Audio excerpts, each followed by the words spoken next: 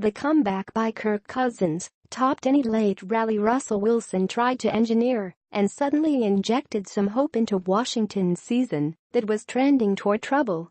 Cousins drove Washington 70 yards in 35 seconds, capped by Rob Kelley's 1-yard touchdown run with less than a minute remaining, and the Redskins rallied late to stun the Seattle Seahawks 17-14 on Sunday. On offense, it was a lot of adversity. The injuries made things tough, Cousins said. We felt like we had to keep grinding, and you never know when your defense is able to keep you in the game, your special teams, that you may have an opportunity in the fourth quarter. Seattle, 5-3, took a 14-10 lead with 1:34 remaining after Russell Wilson found Doug Baldwin for a 30-yard touchdown pass after the Seahawks had scuffled on offense all day. But Cousins had an unexpected answer. Taking over at his 30-yard line, Cousins hit Brian Quick for 31 yards and Josh Doctson for 38 on consecutive throws to get to the Seattle one with 1:02 left. Doctson beat rookie Shaquille Griffin down the sideline and made an impressive diving catch. Kelley bowled his way in from the one on the next play for his second touchdown. It was good, but also, he's Russell Wilson. He's known for coming back, Kelley said. It was like, let's calm down, let's chill out for a minute or so. It was kind of awkward. You just know how good those guys are when they're in the same situation we were in.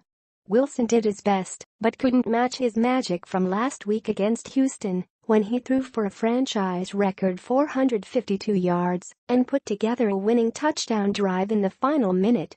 Wilson was 24 of 45 for 297 yards, 2 touchdowns and 2 interceptions. He got Seattle to the Washington 38 in the final 30 seconds. Instead of spiking the ball, Wilson tried to run a play and was sacked by Terrell McClain back to the Redskins 46. After a lengthy review, Seattle had the ball with 4 seconds left after Washington, 4-4, called timeout to get organized. Wilson's desperation toss on the final play in the direction of Jimmy Graham and Tanner McEvoy fell incomplete and Seattle saw its 4-game win streak snapped. We made this so hard on ourselves, Seattle coach Pete Carroll said. Washington coach Jay Gruden warned his defensive players this week that with so many injuries on the offensive side it was incumbent on them to keep Washington in the game. They accomplished that task, and combined with Seattle's mistakes, allowed Cousins the chance at the end.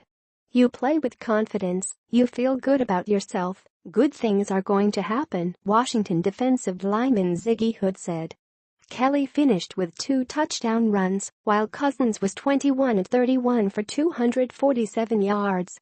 He was responsible for a fumble in the first half, but otherwise took care of the ball against Seattle's standout defense. He also withstood 6 sacks and a number of other quarterback hits behind a makeshift defensive line of backups and rookies. This lets everyone know we can definitely win in the most hostile environment.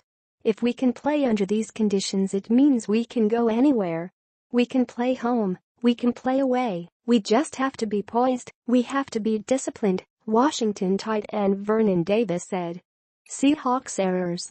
Seattle was undone by its mistakes. The Seahawks committed 16 penalties, failed to find much rhythm on offense, and saw kicker Blair Walsh missed 3 first-half field goals inside 50 yards.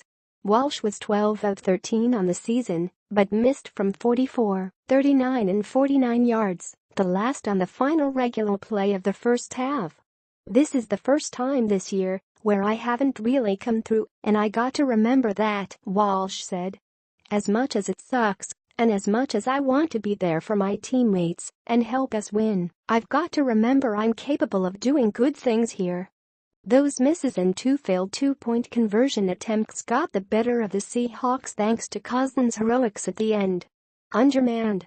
Washington was -6 starters, including 3 on the offensive line, yet became the first non-NFC West team to win in Seattle since Week 6 of the 2015 season, when Carolina beat the Seahawks.